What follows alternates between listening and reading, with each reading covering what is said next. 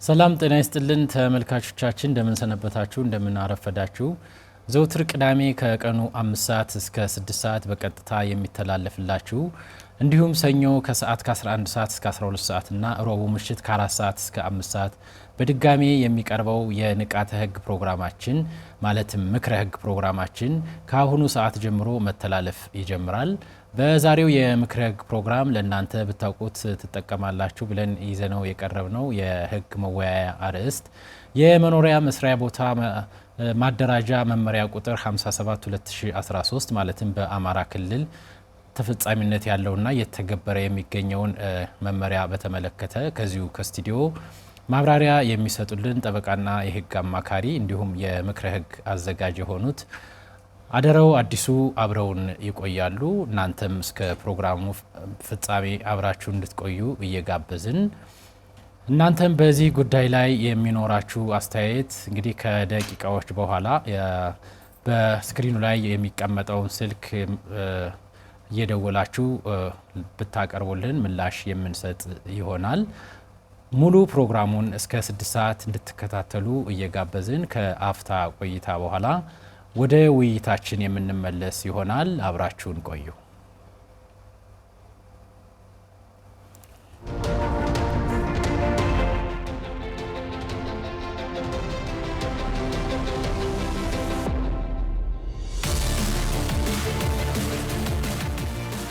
ምክረ ህግ ተኮር መረጃዎችን ከተመልካቾች ጥያቄ ጋር በአማራ ሚዲያ ኮርፖሬሽን ብቻም ወደ እናንተ የሚያደርሰውናም ዘውትር ረቡዕ ከ7 ሰዓት እስከ 8 ሰዓት ሲተላለፍ የቆየው ምክረ ህግ ፕሮግራም ዘውትር ቅዳሜ ከ5 ሰዓት እስከ 5 ሰዓት ከ50 በቀጥታ ረቡዕ ምሽት ከ4 ሰዓት እስከ 4 ሰዓት ከ50 ደግሞ በድጋሜ ወደ እናንተ እንደሚደርስ ማሳወቅ እንወዳለን። ምክረ ህግ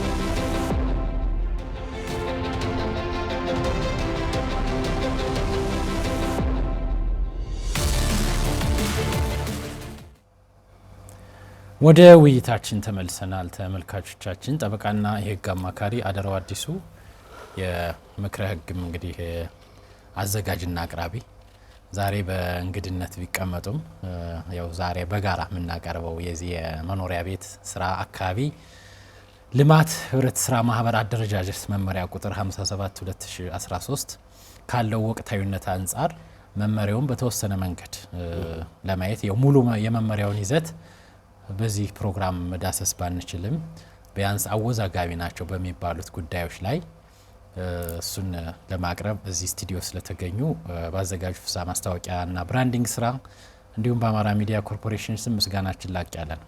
እኔም አመሰግናለሁ። መልካም ያው እርስዎን እንግዲህ ማስተዋወቅ ምንድነው የሚባለው ቀባሪ ማርዳት እንደሚባለው እንደዛ ያው ጠበቃና የህግ አማካሪ ነው። ከአሁን በፊት የነበረው የስራ ልምድ ይታወቃል። በክልሉ ፍትህ ቢሮ በአቃቤ ህግነት እንዲሁም በተለያዩ ተቋማት በነገረ ፍጅነት አገልግሏል። እንደው ከዚህ የመኖሪያ ቤት ስራ አካባቢ ልማት ህብረት ስራ ማህበር አደረጃጀት መመሪያ ቁጥር 57/2013 እንደ መጀመሪያ የምናደርገው እንግዲህ መመሪያ የማውጣት የማን ነው ስልጣኑ የሚለውን እሱ እንዳቅርብና እንደው በህብረት ስራ ማህበር መደራጀት ያለውን ጠቀሜታ እርስዎ የሚያቀርቡልን ይሆናል። ይህ መመሪያ ቁጥር 57/2013 የወጣው እንግዲህ ኃላፊነቱን የተሰጠው የክልሉ ህብረት ስራ ማህበራት ማቋቋሚያ ኤጀንሲ አዋጅ ቁጥር 220/2007 በአንቀጽ 66 ንዑስ ቁጥር 2 መሰረት ኤጀንሲው ስልጣን ተሰጥቶታል መመሪያ እንዲያወጣ። ይህን መመሪያ ከወጣ በኋላ መመሪያው በሚመለከታቸው አካላት ከታየና ከህጉ ጋር ምንም የሚቃረን ነገር የለውም ከተባለ በኋላ በክልሉ ምክር ቤት ጸድቆ ወደ ስራ ገብቷል ማለት ነው። ይህም መመሪያ እንግዲህ ከ2013 ጀምሮ ካሁን በፊት ሲሰራበት የነበረውን መመሪያ ቁጥር 28/2009 ተሻሽሎ አሁን በስራ ላይ ያለ መመሪያ ቁጥር 57/2013 ነው። ከዚህ አንፃር ይህን መመሪያ ለማውጣት ስልጣን የተሰጠው ማን ነው የሚለውን አዘጋጅቶ የሚያቀርበው ኤጀንሲው ነው፣ በቢሮ ደረጃ ማለት ነው። የማህበራት ማስፋፊያ ኤጀንሲ ይባላል። ያበክመ ህብረት ስራ ማህበራት ማስፋፊያ ኤጀንሲ ምክር ቤቱ ደግሞ አጽድቆ ወደ ስራ ገብቷል።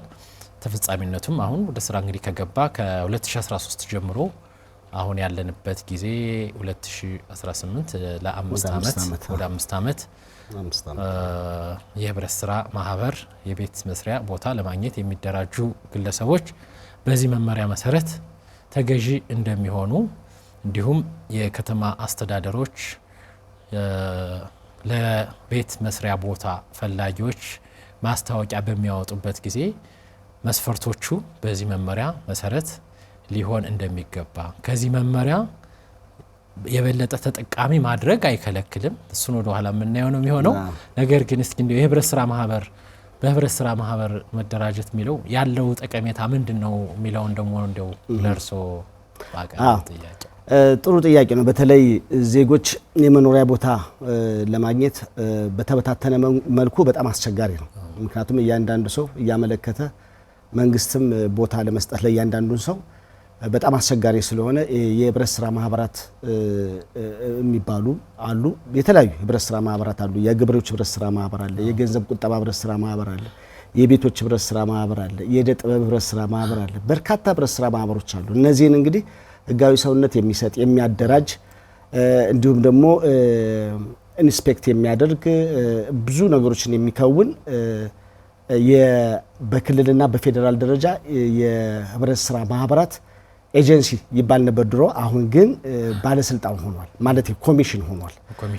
በኮሚሽን ሆኗል እና እሱ ነው እንግዲህ ያለው የህብረት ስራ ማህበራት እንግዲህ ቁጠባን መሰረት ያደረገ በአንድ ላይ ሆነው ሰዎቹ ተደራጅተው ቦታን ለማግኘት ብቻ አድርገው የሚመለከቱ ሰዎች አሉ። አይደለም፣ ይሄ ብቻ አይደለም። ራሱን ስንመለከተው ራሱ የህብረት ምንድነው የመኖሪያ ቤቶች ስራና አካባቢ ልማት ነው የሚለው። ስራና አካባቢ ልማት ነው የሚለው እና አካባቢንም በማልማት የከተማ ውበትንም በመጠበቅ የከተማ ስታንዳርድንም በመጠበቅ የተሻለ ህብረት ስራ የቤቶች ህብረት ስራ ማህበራት እንዲደራጁ ማድረግ ነው። በተለይ እንደዚህ ቤት በሚገነቡበት ሰዓትም ካላቸው ኢኮኖሚ አንፃር ቁጠባን መሰረት አሁን ለምሳሌ ሲሚንቶ፣ አሸዋ፣ ብረት እነዚህ ነገሮች ከአብራቹ ማምጣት ይችላሉ። ቀጥታ ከሚመረትበት አካል የማምጣት እድል እንዲኖራቸውም ማለት ግን አብዛኛውን ጊዜ አውቁትም ህብረት ስራ ማህበራት በዚህ አደረጃጀትና የተሻለ ተጠቃሚነት ለማምለት አባላት እርስ በርሳቸው እንዲተዋወቁ አሁን እነዚህ የሚቀመጡ መስፈርቶች አሉ። አንድ በቤቶች ህብረት ስራ ማህበር ለመደራጀት ተብሎ የተቀመጡ መስፈርቶችን አንደኛው ሌላኛውን ቼክ እንዲያደርግ እንዲቆጣጠር እንዲከታተል ለማድረግም ትልቅ እምርታ አለውና የህብረት ስራ ማህበራት በቤቶች መደራጀት ለዜጎች ትልቅ ጠቀሜታ አለው። መንግስትም ደግሞ በህብረት ሆኖ በሚመጡበት ሰዓት ለማስተናገድ ትልቅ እድል አለው ለማለት ፈልጌያለሁ። መልካም እንግዲህ የመመሪያ ቁጥር 57 2013 የተፈጻሚነቱ ወሰን ያው ይታወቃል። ይሄ መመሪያ በክልል ደረጃ በአማራ ብሔራዊ ክልላዊ መንግስት በምክር ቤት ጸድቆ እስከወጣ ድረስ መመሪያው ተፈጻሚነት ወሰኑ በአማራ ክልል ነው እንጂ በሌሎች ክልሎች በሚገኙ የሀገራችን ክፍሎች ተፈጻሚነት እንደሌለው ሌሎች ተመልካቾቻችንም ይህንን ግንዛቤ ውስጥ እንዲያስገቡልን ነው። ከዚህ አንጻር እንግዲህ የመኖሪያ ቤት ህብረት ስራ ማህበር ጠቀሜታው ያለውን ጠቀሜታ በተወሰነ መንገድ እርስዎም አስቀምጠውታል። እንግዲህ የመኖሪያ ቤት ህብረት ስራ ማህበር ሲቋቋም የራሱ መተዳደሪያና መመስረቻ ጽሁፍ ሊቀመጥለት እንደሚገባ በዚሁ በመመሪያውም በአዋጅ ቁጥር 220 በግልጽ ተቀምጧል። ያ መመስረቻና መተዳደሪያ ደንብ ምን ይዟል የሚለው እንደየ ሁኔታው ማለትም መንግስት እንግዲህ እንደየከተማዎቹ የሚያቀርበው የቦታ መጠን ይኖራል። ለምሳሌ 150 ካሬ ትንሹ ነው ከተባለ ሌሎች የከተማ አስተዳደሮች በአማራ ክልል የሚገኙ ያላቸውን የቦታ የከተማውን ስታንዳርድ በማየት እንግዲህ የሜትሮፖሊታን ምን የሚባሉ ከተሞች መሰረት ተደርጎ 200 ካሬም እዛ በላይም የመስጠት የራሱ የከተማ አስተዳደሩ ስልጣን እንደሆነ እንዲታወቅ ነገር ግን እንደው እኛ አሁን በዋነኝነት የዚህን መመሪያ በዋነኝነት እኛ ዛሬ ልናየው ያሰብነው በአንቀጽ 11 በመመሪያው አንቀጽ 11 አንድ ሰው የመኖሪያ ቤት ህብረት ስራ ማህበር አባል ለመሆን ምን መስፈርቶችን ምን መመዘኛዎችን ሊያሟላ ይገባል የሚለውን እሱን እንግዲህ በተቻለ መጠን አንድ ባንድ ለማየት እንሞክራለንና እንደው የመጀመሪያው በዚሁ በአንቀጽ 11 ንዑስ ቁጥር 1 የተቀመጠው ያው ኬፓቢሊቲ ወይም ችሎታ የሚለው በህጋችን እድሜው ከ18 ዓመት የሞላው መሆኑን ማስረጃ ማቅረብ የሚችል ነው። እሱ ያው እንግዲህ ከሞግዚት አስተዳደር ነፃ የሆነና በራሱ ማዘዝ የሚችል በህግ መብቱ ያልተገሰሰ ሰው መሆን መቻል አለበት ማለት ነው። ሌላው በንዑስ ቁጥር 2 የተቀመጠው ማንኛውም ግለሰብ በመኖሪያ ቤት ህብረት ስራ ማህበር ለመደራጀት በሚደራጅበት ከተማ ለተከታታይ ዓመታት እየኖረ ያለ ወይም በመንግስት ተቋማት ለተከታታይ ለ2 ዓመት የሰራና እየሰራ ያለ ስለመሆኑ ከሚኖርበት ቀበሌ ወይም ከሚሰራበት የመንግስት ተቋም ማስረጃ ማቅረብ የሚችል ይላል። እዚህ ንዑስ ቁጥር 2 ላይ እርሶም አስተያየት እንዲሰጡበት ፈልጋለሁ። እንግዲህ በሚኖርበት ከተማ ለተከታታይ ዓመታት የኖረ ሲል እንግዲህ እዚህ ጋር የጠቀሰው የለም። ልክ እንደ መንግስት ስራ ለ2 ዓመት እንዳለው በተከታታይ ዓመታት የኖረ እና እየኖረ ያለ የሚለው አሁን በብዙ መኖሪያ ቦታ ህብረት ስራ ለመደራጀት አባላት ላይ ትንሽ ጥያቄ የሚያስነሳው ነውና እየኖረ ያለ ማለት አሁን ለተከታታይ ዓመታት ኑሯል። ለመደራጀት ጥያቄ ሲያቀርብ ግን በተለያየ ምክንያት ወደ ሌላ ቦታ ሊሄድ ይችላልና ከዚህ አንፃር የዚህ መመሪያ መመዘኛ እንደው እንዴት ያዩታል? እንግዲህ መመሪያው ጸድቋል፣ ወደ ስራ ገብቷል። ሶም የገጠመውት ነገር ካለ እዚህ አንፃር የሚሉት ነው። ልክ ነው። አሁን ማንኛውም ግለሰብ በመኖሪያ ቤት ስራ ለመደራጀት ምንድነው ለተከታታይ ዓመታት ሲል ተከታታይ ከየት ይጀምራል? ከሁለት ነው የሚጀምረው። አንድ ዓመት ላይ ተከታታይ ማለት አይቻልም።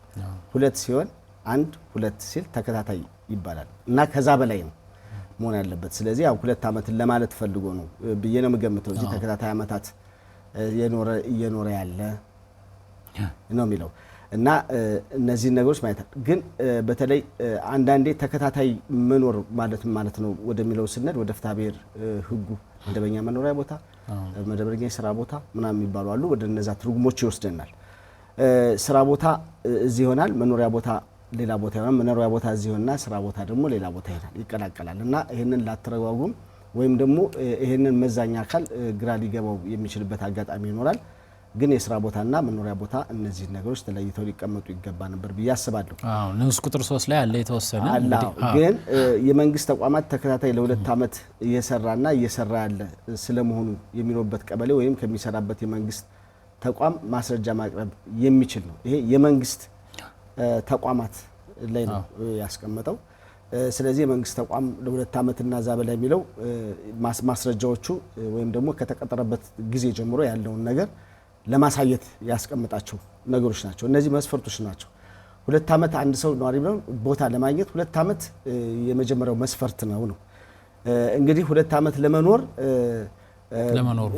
ለመኖሩ ማስረጃ ብዬ ማሰባቸው አንድም የመንግስት መስሪያ ቤት ላይ 2 ዓመት ተከታታይ የሰራ መሆኑን ካስቀመጥኩኝ ችግር የለም። የስራ ቦታውን ነው ያሰበ። መኖሪያ ቦታውም ሌላ ቢሆን አለ። ለምሳሌ ወረታ መኖሪያ ቦታ ሆኖ የስራ ቦታው ባህር ዳር ቢሆን ይሄ ሰውዬ አያጣም ማለት ነው።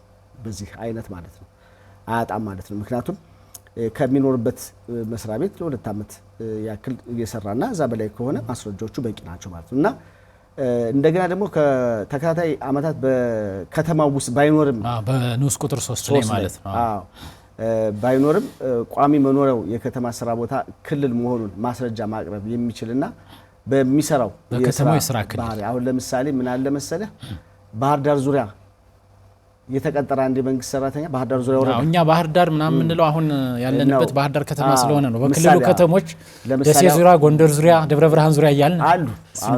ደሴ ላይ አሁን ማን ነው ደሴ ዙሪያ አለ። ዙሪያው የከተማው ልስጥ ሲል የሚኖረው ከተማው ላይ ነው ያሰው። የሚሰራው ግን ደሴ ዙሪያ ወረዳ ላይ ነው።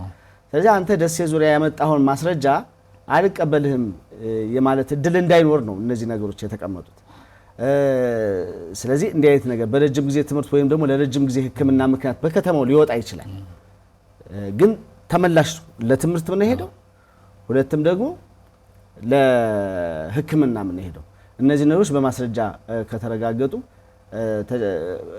ቦታ የማግኘት እድል አለው ብለው ነው እዚህ ጋር የተቀመጠው በተራ ቁጥር 3 ላይ ማለት ነው። አዎ ከዚህ ላይ በተራ ቁጥር 3 ላይ የተቀመጠውን አሁን ባትክሮት ማየት ያስፈልጋል ብዬ የማምነው እኔ የስራ ባህሪው አንፃር አንድ ሰው የሚሰራው ስራ ባህሪ ከሚኖርበት ከተማ ከተቀጠረበት ከተማ ክልል ውጭ አካባቢ ውጭ ሊያስወጣው የሚችል ስራ ሊኖር ይችላል።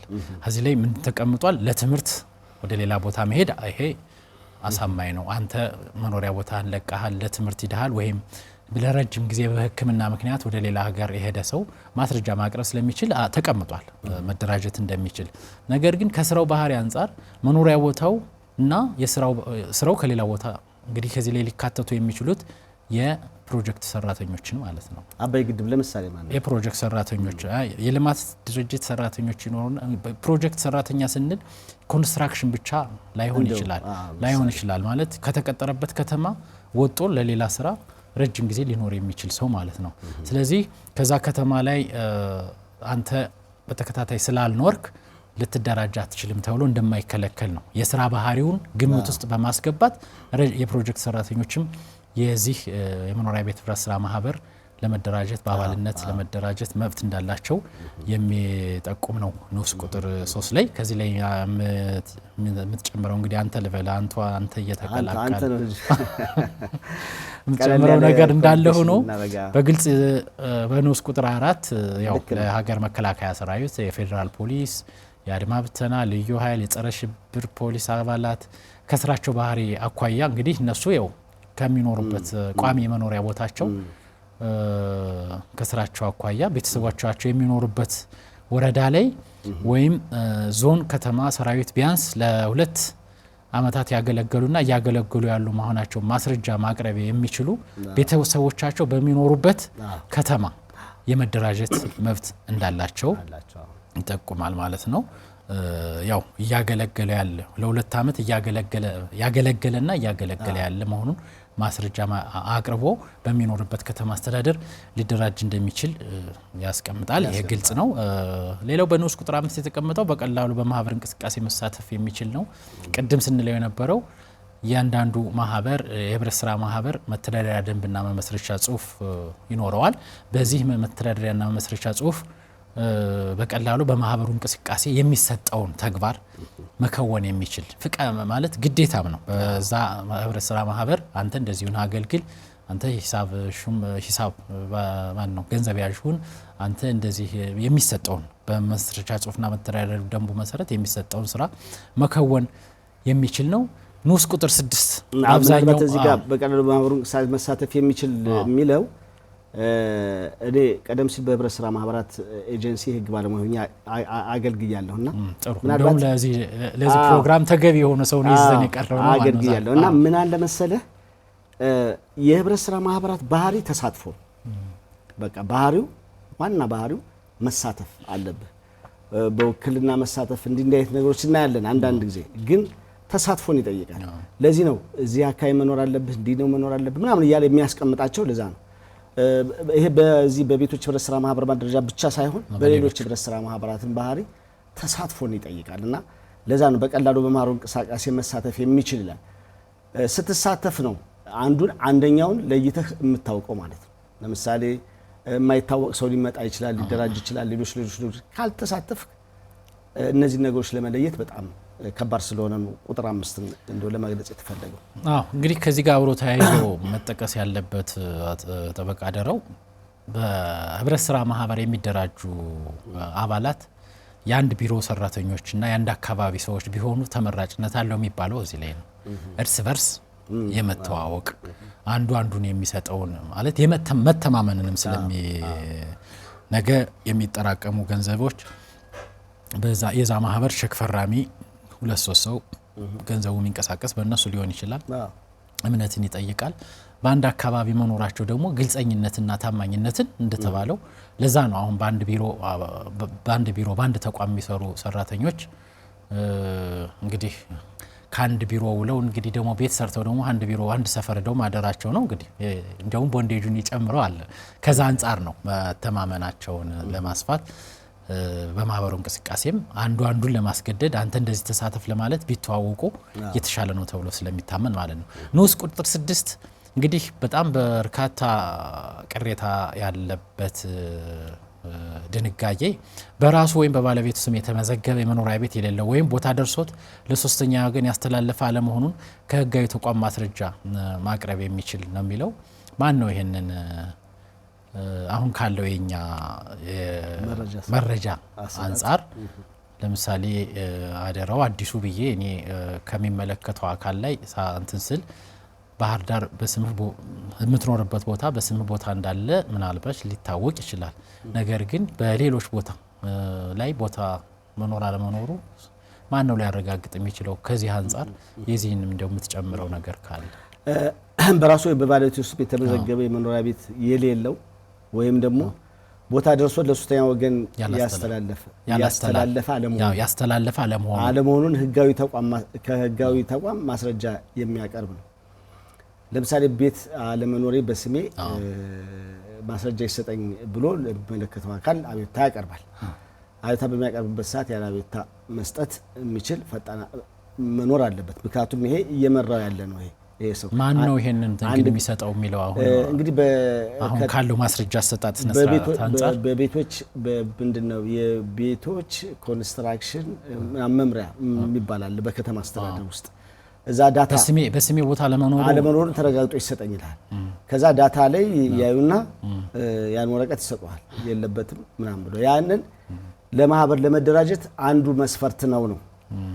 ግን እነዚህ ነገሮች የመልካም አስተዳደር ችግር እየፈጠሩ ነበር። አምና አንድ ጊዜ አስታውሳለሁ ይሄን ለማግኘት በጣም ቀላሉ በጣም ከባድ ነበር። በጣም ከባድ መብትህን ለማግኘት ማለት ነው። እና ምናልባት ያሁኑን አላቅም ምናልባት በየትኛው መስፈርት እንዴት ከተማ አስተዳደሮች የራሳቸውን አሰራር ቀልጣፋ ፈጣን አገልግሎት እየሰጡ ይሁን አይሁን እኔ አላቅም። ባለፈው ጊዜ ግን በጣም ፈተና ሆኖ በገንዘብ ሁሉ ነበር ይሄ ነገር የሚሰጠው የነበረ ማለት ነው። አቤቱታዎች ሲቀርቡ የነበሩት እና ይሄ ነው።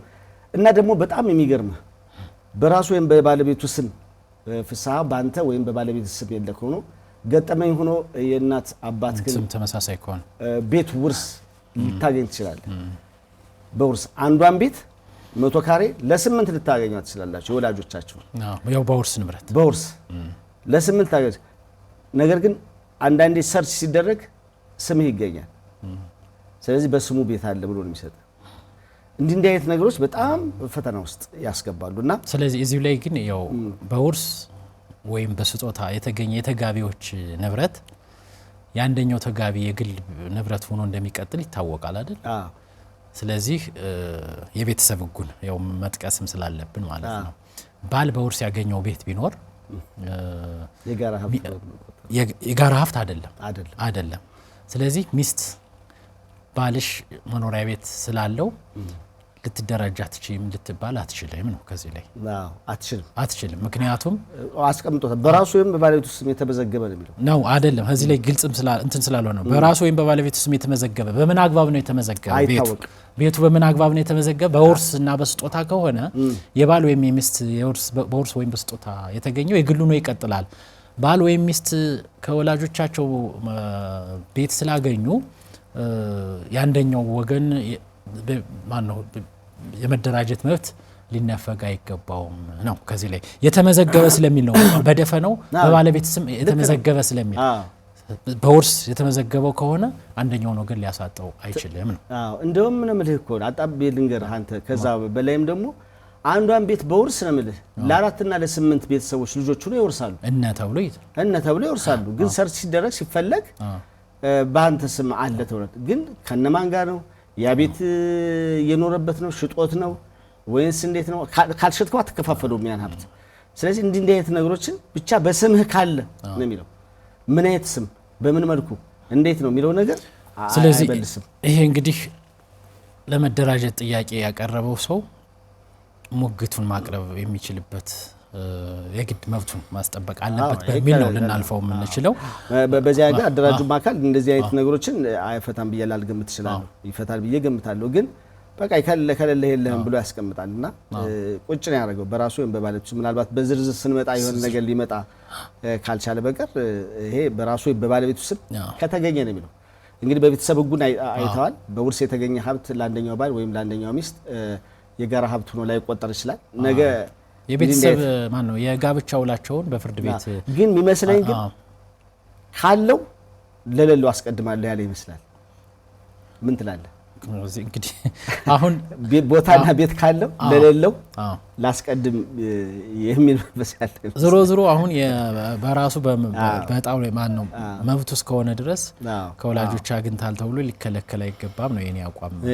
ሌላው እንግዲህ የመመዝገቢያ ክፍያ ዝቅተኛውን የጣ መጠን መግዛት የሚችል የማህበሩ መተዳደሪያ ደንብ አፈጻጸም መመሪያ ለማክበር የሚስማማ ያለው ከላይ የጠቀስናቸው ናቸው። ሌላው በህብረት ስራ ማህበር የምዝገባ ጥያቄ በማያቀርብበት ጊዜ በሚመለከተው ህጋዊ ተቋም የተገመተ ወቅታዊ የቤት ዋጋ ይሄ ግዴታ ነው። እንግዲህ የግንባታውን ወጪ ለጋራ ስለሚሰራ 20% እንዲሁም ለተናጥል ለተደራጀ 30% በዚህ ሂሳብ ማስቀመጥ የሚችል ይላል። ይሄ ይታወቃል። እንግዲህ የገንዘቡ መጠን ከሚሰራው የመኖሪያ ቤት ፕላን እና ዲዛይን አንፃር እንግዲህ ለብዙ ጊዜ የቦታንም ለመቆጠብ ነው የዚህ መኖሪያ ቤት ህብረት ስራ ማህበራት አንዱ አላማ በማህበር አደራጅቶ መስጠት ቦታንም ለመቆጠብ ነው።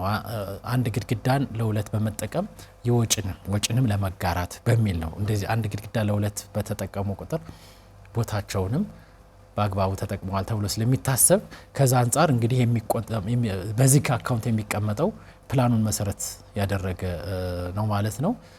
ንዑስ ቁጥር 10 ላይ በመንግስት በተዘረጉ ሌሎች የቤት ልማት ፕሮግራሞች ላይ በራሱም ሆነ በትዳር ጓደኛው ስም ተጠቃሚ ያልሆነ ወይም ለመጠቀም ያልተመዘገበ ወይም ተመዝግቦም ከሆነ ምዝገባው መሰረዙን ወይም መተውን የሚገልጽ ህጋዊ ማስረጃ ማቅረብ የሚችል ነው የሚለው። እንግዲህ ቅድም ስትለው የነበረው አንድ ቦታ አንድ ሰው አንድ የመኖሪያ ቦታ በማንኛውም መንገድ ካገኘ የሌላውን እድል መዝጋትም የለበትም። ያው ፌር መሆን አለበት ከሚል አንፃር ነው የተቀመጠው። እነዚያው ለምሳሌ መንግስት ሊዘረጋቸው የሚችሉ አሁን አንዳንድ የቤት ልማት ፕሮግራም የሚባሉ አሉ።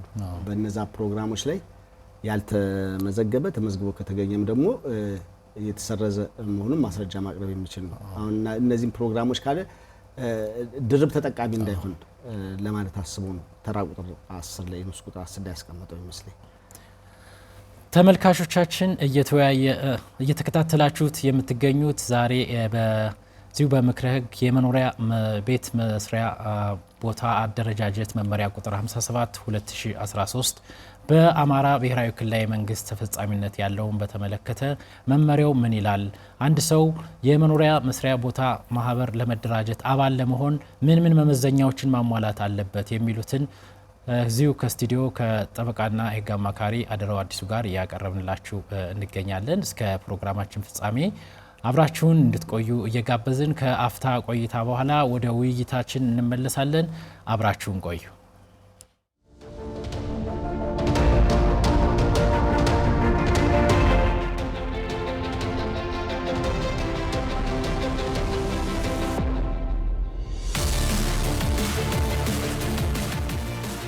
ምክረ ህግ ህግ ተኮር መረጃዎችን ከተመልካቾች ጥያቄ ጋር በአማራ ሚዲያ ኮርፖሬሽን ብቻም ወደ እናንተ የሚያደርሰውናም ዘውትር ረቡዕ ከ7 ሰዓት እስከ 8 ሰዓት ሲተላለፍ የቆየው ምክረ ህግ ፕሮግራም ዘውትር ቅዳሜ ከ5 ሰዓት እስከ 5 ሰዓት ከ50 በቀጥታ ረቡዕ ምሽት ከ4 ሰዓት እስከ 4 ሰዓት ከ50 ደግሞ በድጋሜ ወደ እናንተ እንደሚደርስ ማሳወቅ እንወዳለን። ምክረ ህግ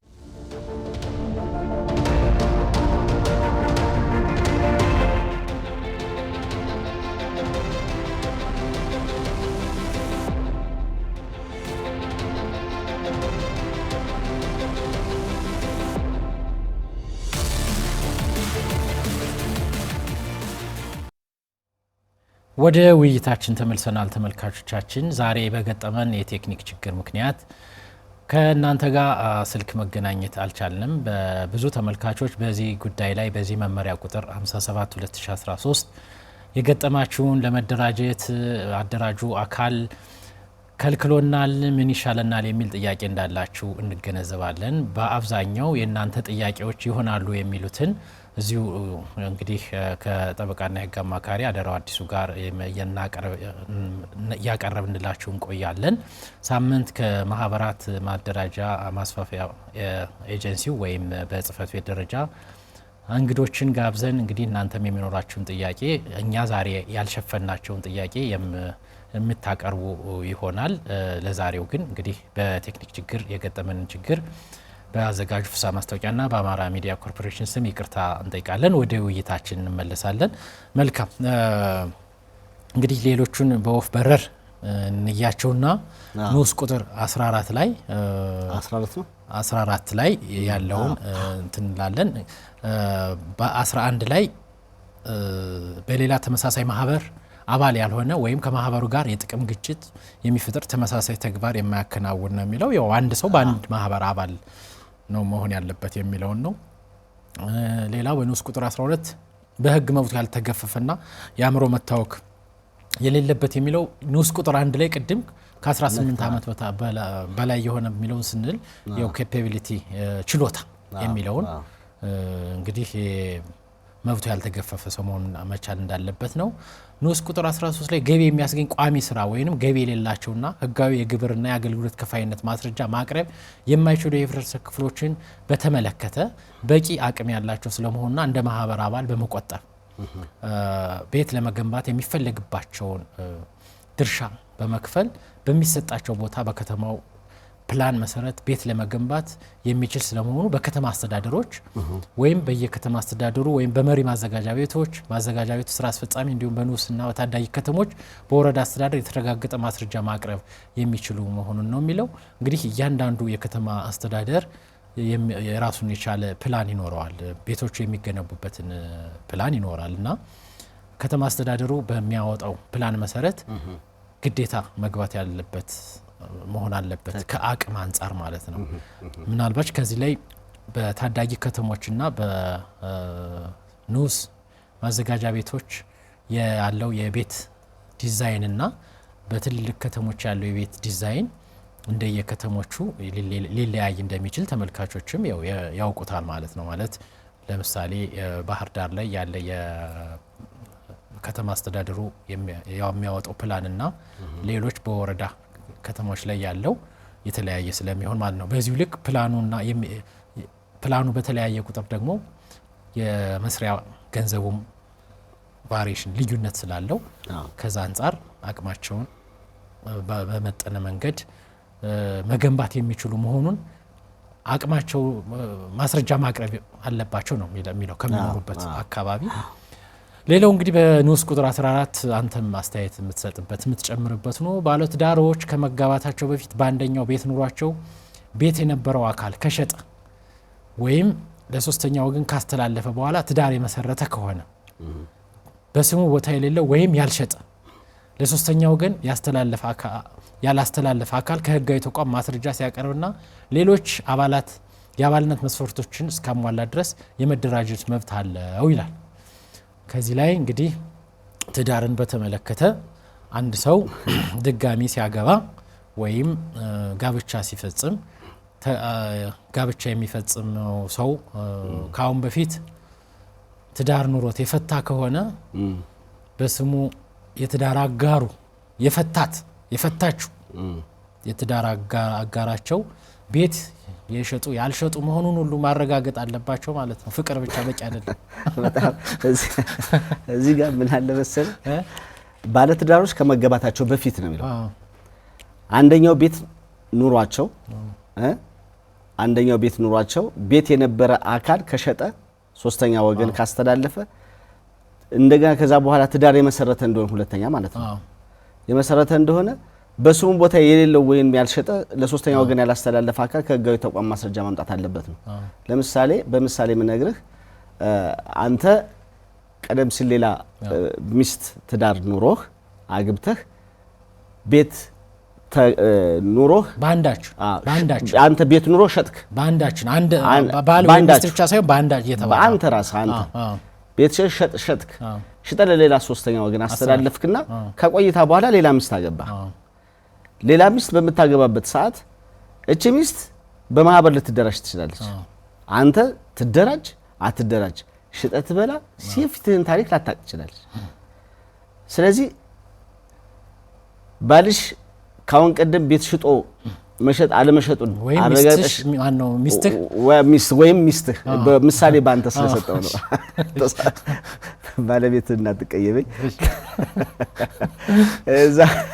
ከዛ በኋላ አንተ ላገባሃት ሚስት ሁለተኛ ላገባሃት ሚስት እሷ የመጀመሪያ ታሪክህን አታቅም ምን አታቅም። ደሞም ሽጠህ ብትመጣም ከሷ ጋር ያለ ግንኙነት ላይ እሷ ተደራጅታ ለማግኘት ይገድባታል ማለት ነው። በጣም ፈተና ይመስለኛል። እዚህ ላይ አሁን የማስረዳት ሸክም ነው የማጣራት መብቱ ማን ላይ ወደቀ ማለት ነው። አሁን ትዳር በሚመሰርተው አካል ላይ እሱ እየወደቀ ነው የመጣው። አሁን በፊት አሁን ከመጋባታቸው በፊት አሁን ትዳር ብቻ እኮ አይደለም ከመጋባታቸው በፊት እኮ በተናጥል ቤት የነበረው አካል ከሸጠው ያልሸጠ ቤት ኑሮት ከመጋባታቸው በፊት ቤት ያልነበረው መሆን መቻል አለበት ነው። ወይም የሸጠ ከሆነ ከተጋቡ በኋላ አታገኝም ማለት ነው። መፍታት ብቻ ስላልሆነ ማለት ነው። ከተጋቡ በኋላ ንዑስ ቁጥር 15 ላይ ያለውን ደግሞ ምን ይላል? በንዑስ ቁጥር አንቀጽ 15 ግን እዚህ ላይ መነጋገር ያለብን ባለትዳሮች ከመጋባታቸው በፊት አንደኛው ቤት ኑሯቸው ከመጋባታቸው በፊት ቤት ኑሮት አንደኛው ቤት የነበረውና አካል ከሸጠ ከዛ በፊት ማለት ነው ከሸጠ ለሶስተኛው ካስተላለፈ በኋላ ትዳር የመሰረቱ ከሆነ ነው የሚለው። ትዳር ከመሰረቱ ከሆነ በስሙ ሌላ ቦታ ቤት የሌለው ያልሸጠ ለሶስተኛ ወገን ያላስተላለፈ መሆኑ ማስረጃ ማቅረብ አለበት።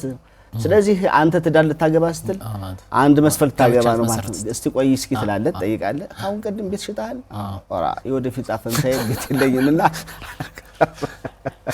ትዳር ጥያቄ ውስጥ የገባበት ነው። መልካም እንግዲህ መመሪያው ከዚህ አንፃር የብዙ ሰው ጥያቄም ስለሆነ ነው። በአንቀጽ 16 የተገለጸው እንደተጠበቀው ነው ይላል። ይሄ ግልጽ ነው። ህጋዊ የትዳር ማስረጃ አያይዞ የተደራጀ አባል በሞት ቢለይ በህይወት ያለው ያው ህጋዊ የትዳር አጋሩ በስሙ ቤት ኑሮት ያልሸጠ ወይም ለሶስተኛ ወገን ያላስተላለፈ መሆኑን ከህጋዊ ተቋም ማስረጃ አሁንም አንደኛው ተጋቢ በህይወት ቢለይ ቢሞት ያኛው ተጋቢ የሚደራጀው በህይወት የሌለው ተጋቢ ማነው ባል ወይም ሚስት በህይወት ያልነው መስፈርት ያልሸጠ። እሺ ከጋብቻ በፊት ቢሆንስ ይሄ ሰው ሲሞት ከጋብቻ በፊት ከ10 ዓመት በፊት ቦታ ተደራጅቶ በክልሉ በአንድ ከተማ ላይ ወይም ገዝቶ ሽጦ ለውጦ ከሆነ ከ10 ዓመት በኋላ ነው የተጋባት እቺ። ከ10 ዓመት በኋላ ተጋብታ ሞተ በሰርቲፊኬት። ከዛ በኋላ እቺ እንግዲህ የሞተው ሰው ካሁን ቀደም ቦታ ያልተመራ ያላገኘ ያልሸጠ ነው የሚላል። ስለዚህ ስትቸክ ስታስደርግ በስሙ ከ10 ዓመት በፊት ተመርቶ ቦታውን ባዶ ቦታውን ሽጦ ተገኘ። እቺ ሴት ስለዚህ ጋብቻ የሚፈርስበት ሁለቱ ምክንያቶች አንዱ ሞት ነው። ሁለተኛው ደግሞ በፍርድ ቤት ነው የሚፈርሰው። ለዚህ ጥያቄ ምላሽ የሚሰጠው በጣም በርካታ ይሄ እኮ ካንቺ በፊትም ከ10 ዓመት በፊትም ንዑስ ቁጥር 17 ምላሽ ይሰጣል። ንዑስ ቁጥር 17 ያለው ምንድነው? አንድ ሰው የመኖሪያ መስሪያ ቦታ ለማግኘት ትዳር ፍች ከፈጸመ እንግዲህ ፍች የሚፈጸም ሞትም አንደኛው ተጋቢ ሲሞት ፍች ተፈጸመ ነው የሚባለው። ስለዚህ ምንድነው የሚለው በንዑስ ቁጥር 17 እንግዲህ በአንቀጽ 14 15 16 ያሉት እንደተጠበቁ ሆነው ቀድሞ ባለትዳሮች የነበሩና በፍች የተለያዩ ግለሰቦች በተናጠል በቤት ህብረት ስራ ማህበር ለመደራጀት የትዳር ፍቻቸው በፍርድ ቤት አማካኝነት ከመፈጸሙ ከ4 ዓመት በኋላ ይሆናል ይላል። አሁን በጣም በርካታ እንግዲህ መመሪያው ላይ ጥያቄ አስነስቷል የሚባለው አንድ ሰው ፍች ከፈጸመ ከ4 ዓመት በኋላ ነው የቤት መስሪያ ቦታ ማህበር አባል ለመደራጀት ጥያቄ ማቅረብ የሚችል። የሚያቀርበው የትዳር ፍች ማስረጃ 4 ዓመት የሞላው ካልሆነ ከማህበር አባልነት ለመደራጀት አችልም ተብሎ በአደራጁ አካል ይከለከላል ነው የሚለው። በግልጽ አስቀምጦታል። ለምን 4 ዓመት ተባለ የሚለውን እንደው ከዚህ የመመሪያውን እንግዲህ ወደ መጨረሻው በምን አግባብ ቅሬታ ይቀርባል መመሪያውን በተመለከተስ አንድ ሰው ይሄ መመሪያ ህገ መንግስታዊ መብቴን ተጋፍቶኛል ሁሌ በክራይ ቤት እንድኖር አድርጎኛል ብዬ አቤቱታ ማቅረብ ይችላል ወይ የሚለውን ወደ ኋላ ምናቀርበው ይሆናል ከአስተዳደር ስነ ስርዓት አዋጅ ቁጥር ጋር ያይዘን ከዚህ ጋር አንፃር ግን እቺን 4 ዓመት የምትለውን የሚገርም ነገር አንድ ሰው ሲያናግረኝ እቺ 4 ዓመት የምትሞላ አንድ ወር የቀረው ሁሉ አለ ጊዜዋን ነው የሚጠብቁ ከ4 ዓመት በፊት ፍቺ የፈጸሙ መሆኑን ማለት ነው ሌላው 2013 ነው የወጣው ይሄ መመሪያ ስለዚህ ተግባራዊ የተደረገው ስለዚህ ከመቼ ጀምሮ ነው ጋብቻ ማፍረስ ያለብህ ብሎ ወደ ኋላ ስቦ የመጣው 2009 አካባቢ ያኛው መመሪያ አሮዮ መመሪያ ሳለ ማለት ነው ከዛ ጀምረህ ፍቺ ካልፈጸምክ አሁን ያለው እንታልህም ለማለት ነው ይሄ መመሪያ ሲወጣ ለማለት ፈልጌ አሁን ያለው ግን 2014 ነን ያለው ከ2014 በፊት ፍቺ የፈጸመ 2014 እና 2014 በፊት ፍቺ የፈጸመ ሰው ነው ሊደራጅ የሚችል ነው የዚህ መመሪያ አሁንም እነሱ ከ4 ዓመት በኋላ ነው የሚለው እኮ አሁን ለምሳሌ ይሄ መመሪያ 2013 ወጣ በወጣ ጊዜ ሊደራጅ ያለ ሰው መቼ ፍቺ መፈጸም አለብህ ይያለው ነው እሱ ወደ ኋላ 13 አሁን እኛ 18 ላይ አሁን 18 ከመመሪያው አንፃር ነው አሁን ዛሬ ደግሞ ሊደራጅ ያለ ሰው ደግሞ ምንድነው ወደ ኋላ ሂዶ 4 ዓመት ተስበህ ማስቀመጥ አለብህ የሚል ነው እንግዲህ እኔ ፍቺ እንግዲህ ምናልባት ታውቀዋለህ በህግ ፍቺ ቢፈጸመው በፍርድ ቤት ነው የእውነት ፍቺ አለ አሁን ምናልባት ይሄ ከ4 ዓመት በፊት የሚለው ነገር ገጠመኝ ሆኖ ከ4 ዓመት በፊት የተጋባ ወይም ደግሞ ፍቺ የፈጸመ እድለኛ ነው ማለት ነው ሌላ ቦታ ቢያገኝ እድለኛ ነው ማለት ነው እዚህ ጋር ስለዚህ ሌላ ቦታ አካባቢ ቢሆነው ምንም ቢኖረው ፍቺ እንደገና ደግሞ ትክክለኛ ተጋቢ ሆኖ ደግሞ ፍቺ ቢፈጽም ፍቺ ከፈጸመው በኋላ ያኛው ተጋቢ ሄዶ ሌላ ቦታ ሚስትና ትዳር ይዞ ቤት ቢኖረው ይሄኛው ተፈቺ በፍጹም አያገኝም ነው በቃ በተናጠል ነው የሚለው በተናጠል ለመደራጀት ከፈለክ የፈጸምከው ፍቺ ከ4 ዓመት በፊት መሆን አለበት በኋላ መሆን አለበት እና ስለዚህ 80 ከወረደ በኋላም የባልና የሚስት የሀብት ማፍራት እንቅስቃሴ የዚህኛው የሀብት ማፍራት አለ ማፍራቱ አንደኛውን ተጋቢም ቦታ የማግኘት ያለ ማግኘት ምጣፈን ተወሰነ ማለት ነው እየወሰነ ነው በቃ እንደ ተጋባህ ነው የሚቆጥረው ይያለ ከ4 ዓመት በፊት ካለ እንደ ባለ ትዳር ነው የሚቆጥረው መብትህን አታገኝም እና ምናልባት ይሄ ጋብቻ ትልቅ ተቋም ነው ጋብቻ የሚፈርስም በጥንቃቄ ነው ሀብት የማፍራት መብትህም ደግሞ የተጠበቀ ነው ሀብት መታፈራ ከሆነ ደግሞ ህገወጥ በሆነ ተግባር ተመስርተህ አይደለም በእርግጥ የቤት ማህበር ሲደራጅ ሰው አንዱ አግንቶ ሌላውን በግሉ ለማግኘት የሚጥሩ ሰዎች እንዳሉ ይታወቃል እሱ ነው የዚህ መመሪያ መነሻ በጣም አሳፋሪ በመሆነ መንገድ አንድ ሰው ቤት ላይ ባልና ሚስቱ ነው ሁለት ቦታ ያገኛል ፍቺ ማለት የጋብቻ ፍቺ በመፍጠር ያሰች ፍቺ በመፍጠር ይሄው ፍርድ ቤት ሄዶ ማስረጃ ካወጣኮ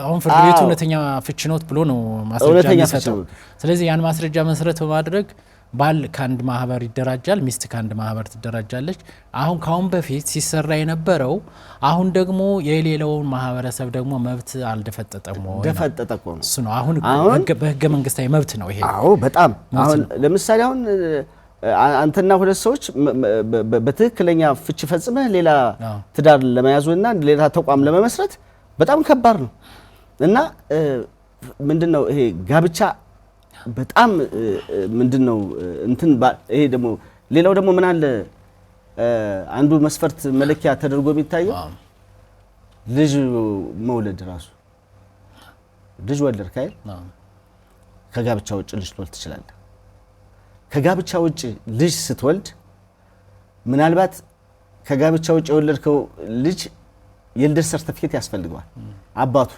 ሊጠራ ይችላል ስለዚህ አባቱ በሚጠራበት ሰዓት እዛ ልደት ሰርቲፊኬት የልጅ አባት ገሌ የልጅ እናት ገሌ ይላል ከዛ በኋላ ሰርቲፊኬትን ሰርች አድርጎ በማውጣት ፈልጎ በማውጣት አንተ ከገሌ ልጅ ስለወለድ ጋብቻ ነበርህ ብሎ መደምደም ልጅ መውለድ ጋብቻ ነው ጋብቻ ነው ያረጋግጣል ነው የሚለው ሌላ እንግዲህ እና እዚህ ጋር እንደው የምጨምረው ነገር በርካታ በተለይ የመንግስት ሰራተኞች በርካታ አሉ ትዳራቸውን በህጋዊ መንገድ የፈቱ አሁን በትዳር ላይ የሌሉ ነገር ግን ያንን ሰው ፈልጎ ለማግኘትና በትዳር ላይ የለህም ይሄ ጋብቻ አለ ወይስ እንዴት ነው ብሎ ለማግኘት ፈተና የሆነበት መንግስት ደግሞ እዚህ ጋር ሲያጣራ የሆነ ቅድም ነግሬያለሁ በልደት ስም እንኳን አድን ከተገኘ ዲስኳሊፋይድ የሚያደርግበት አካሄዳል እና በተለይ ይሄ እውነተኞችን ሁሉ ያፈነገጠ የሚሆንበት አጋጣሚ አለ። አንድ ሰው ትዳር ከተፈታ በኋላ አንድ ወር ነው የሚቀረው ለ4 ዓመት አልኩ ግን ያቺ አካል ሂዳ ትዳር መስታ ሊሆን ይችላል ትዳር መስታ ቤት ይዛ ሊሆን ይችላል ይሄኛው አካል ደግሞ ቤት ወይም ደግሞ በህብረት ስራ ማህበር ለመደራጀት እንቅስቃሴ ሲያደርግ ያቺ ሴት በማህበር ተደራጅታ ወይም ደግሞ ገዝታ ቤት ስላገኘች አንተ ልታገኝ አትችልም የሚባልበት ድል አለና የማጣሪያ ሲስተሙ እንደው እውነተኞችን እንዳይገፋ ትክክለኛ ቤት ፈላጊዎችን እንዳይነጥል ነው እንጂ በተለይ በቤቶች ህብረት ስራ ማህበር በጋራ የመደራጀት ባልና ሚስት ሁለት ቦታ ለማግኘት የሚደረገው በየከተሞች ያለው ጥረት እጅግ በጣም የሚያሳፍር መሆኑን በዚህ ጋር እንትን ለማለት ነው። ንዑስ ቁጥር 16 ላይ ለመደራጀት ጥያቄ ቀርቦ በባል ወይም በሚስት ፕሮሰስ በሂደት ላይ እያለ ፍቺ ቢፈጸምና የፍርድ ቤት ክርክር ቢደረግ ፍርድ ቤቱ የሚወስንለት አካል በአባልነት ይቀጥላል በሚል አስቀምጦታል። ማለት በባል ወይም በሚስት ስም ተደራጅቶ በሂደት ላይ እያለ ፍች ቢፈጸም ያ የጋራቸው ነው ተብሎ ስለሚታመን እንግዲህ በአባልነት ማን ይቀጥል የሚለው መስፈርቱን ማን ነው የሚያሟላ የሚለውን ለፍርድ ቤት ዲስክሪሽን ፓወር ተሰጥቷቸዋል ስልጣን ተሰጥቷቸዋል ማለት ነው። ሌላው እንግዲህ ወደ መጨረሻ የምናቀርበው ምንድነው እዚህ ጋር የምናጠነክረው ምንድነው ባልና ሚስት እንደሆኑ ተደራጅተዋል ማለት ይቻላል። ሚስት ብሎ አስመዝግቧል ማለት ነው። ምናልባት በዚህ ላይ ገና ቦታውን ሳያገኙ ፍቺ ቢፈጸም ፍቺ ቢፈጸም ማን ነው በዚህ መቀጠል ያለበት የሚለውን ፍርድ ቤቱ ይወስናል። ስለዚህ ባል ይቀጥል ተብሎ ሊወሰድ ይችላል። ከዛ በኋላስ እቺ ሴት ይሄ ሰው ባል ያገኛል ቦታ እንበል መጨረሻ ላይ እቺ ሴት ሌላ ልትደራጅ ከፈለገች ካሁን ቀደም የነበረው ባልሽ ቦታ አግኝቷልና ልታገኝ አትችልም የሚለውን አመጣጥ ካልሆነ በቀለት የሚል የማስረጃ ጉዳይ ነው የሚሆነው። እንግዲህ አሁን በርካታ ቅሬታዎች ይቀርባሉ በዚህ መመሪያ በራሱ በመመሪያው በርካታ ቅሬታዎች ይቀርባሉ። ማለት ቅሬታው የሚቀርብ ከሁለት አንጻር ነው። ተመዝጋቢ እንዳልመዘገብ ተከልክያለሁ የሚል እንዳልመዘገብ ተከልክያለሁ ከተማ አስተዳደሮች በሚያወጡት ተመዝገቡ በሚል ማስታወቂያው ላይ እንዳልመዝገብ ተከልክያለሁ ወይም ከምዝገባ በኋላ ተሰርዣለሁ ሁለቱ የተለያዩ ህጋዊ መፍትሄ ስላላቸው ማለት ነው። እንዳልመዘገብ ተከልክያለሁ የሚለው እንግዲህ መስፈርቱን አሟልቼ እያለ ተከልክያለሁ የሚለው አካል የሚያቀርበው ህጋዊ መፍትሄ ምንድነው? እንዲሁም ደግሞ ምዝገባ ከተጠናቀቀ በኋላና የተለያዩ አደራጁ አካል የተለያዩ ክፍያዎችን ከፈጸመ በኋላ አንተ ያቀረብከው ማስረጃ ከዚህ አንጻር ተገቢነት ስለሌለው ተሰርዘሃል በሚል የሚሰጥ ውሳኔ አለ። ይህ ውሳኔ የአስተዳደር ውሳኔ ነው የሚባለው እንግዲህ በህጋችን ማለት ነው። ስለዚህ ይህንን ቅሬታ ያለው አካል ለሚመለከተው አካል በጽሁፍ ምክንያታዊ የሆነበትን ሁኔታ ዘርዝሮ ማቅረብ አለበት። ለመደራጀት መብት አለኝ የሚለውን ከምን አንጻር መብቱ ከምን አንጻር እንደሆነ ከምን አንጻር የተከለከለበት ተገቢነት የለውም በሚል ቅሬታውን አቅርቦ ያ አካል የሚሰጠውን ውሳኔ አስተዳደር ውሳኔ መሰረት ተደርጎ ያ ሰው ወዴት ነው የሚሄድ መመሪያው አልፈቀደልኝም ብሎ አጣጥፎ ነው የሚቀመጥ ወይስ ወዴት ነው የሚሄድ የሚለውን እስኪ አንድ ደቂቃ ልስጥህና እሷን እንትን ብለን ለሳምንት እያስተላለፍነው ነው ፕሮግራሙን እሷችን በመቋጫ ብናደርጋለን። ልክ ነው። እንግዲህ ምናልባት እንግዲህ አንድ ሰው የአባላት መብቶች አሉት። በማህበሩ የሚመለከቱ ጉዳዮች ላይ በማንኛውም ጥያቄ ማቅረብ፣ ቅሬታ ማቅረብ፣ አስተዳደር ጉዳዮችን አቅርቦ መፍትሄ ማግኘት መብት አለው። አንድ የተደራጀ በህብረት ስራ የተደራጀ በቤቶች ለመደራጀት ጥያቄ ያቀረበና የተሰረዘ ስለዚህ እነዚህን ነገሮች ጥያቄ ያቀርባል። ፈጣን ምላሽ ደግሞ የማግኘት እድል አለው። ምክንያቱም የቤት አሰጣጥ ፕሮግራም ወቅታዊ ስለሆነ መንግስት አንዴ ካሳ ከፍሎ ቦታ ይመድባል፣ ከዛ በኋላ ይሰጣል በጊዜ ሂደት ደግሞ እና ስለዚህ 4 ዓመት 3 ዓመት በፕሮግራም ሊለይ ስለሚችል ፈጣን ምላሽ አግኝቶ ከአባላቶቹ ጋር ቦታውን ማግኘት የሚችልበትን አጋጣሚ እንዲኖረው ያደርጋል ነው። ስለዚህ ያ ነገር ካልተሳካ ደግሞ ስለዚህ በጽሁፍ የተሰጠው አካል አሁን አስተዳደራዊ ውሳኔ የተሰጠው ምንድነው መፍትሄ የሚለውን ከአስተዳደር ስነ ስርዓት አዋጅ ቁጥር 292 እንግዲህ አንጻር ሳምንት የምናቀርበው ይሁን ማለት አሁን ሰዓታችን ቀረን ብሏል። ዝሮ መመሪያው አይፈቅድልህም የተባለ ሰው ሁሉም በፍርድ ቤት የማይዳኝ ነገር ስለሌለ ያንን አስተዳደራዊ ውሳኔ ወደ ማን ነው የሚወስደው ምን ይደረግለታል የሚሉን ሳምንት የምናቀርብ ይሆናል። ሳምንት ሌላ እንግዳም ይዘን የተመልካቾቻችንም ስልክ ይዘን የምንመለስ ይሆናል። ለዛሬው እንግዲህ ጠበቃና የህግ አማካሪ አደራው አዲሱ ምስጋናችን ላቅ ያለ ነው። እኔም በጣም አመሰግናለሁ ጥሩ ርዕስ ስለሆነ። መልካም ተመልካቾቻችን የዛሬው ፕሮግራማችን በዚሁ ይጠናቀቃል። ሳምንት በዚሁ በመኖሪያ ህብረት ስራ ማደራጃ መመሪያ ቁጥር 57 2013 አንጻር የሌሎች የማደራጃ የሚመለከታቸውን አካላት ጋብዘን ዛሬ ያነሳናቸውን በይደር ለሳምንት እናቀርባለን ያልነውን ጨምረን ሌሎች ለእናንተ ይጠቅማል የሚሉትን ይዘን የምንቀርብ ይሆናል። ሳምንቱ የሰላም እንዲሆን ተመኘን። ይህን ፕሮግራም አዘጋጅቼ ያቀረብኩላችሁ ጠበቃና የህግ አማካሪ ፍስሐ እሰይ ነው። ከሁሉም የአማራ ሚዲያ ኮርፖሬሽን የቴክኒክ የካሜራማንና ሁሉም የስርጭት ሰራተኞች ጋር በመሆን ነው። ከሌሎች የአሚኮ ፕሮግራሞች ጋር አብራችሁ እንድትቆዩ እየጋበዝን እኛ በዚሁ እንሰናበታለን። ሰላም።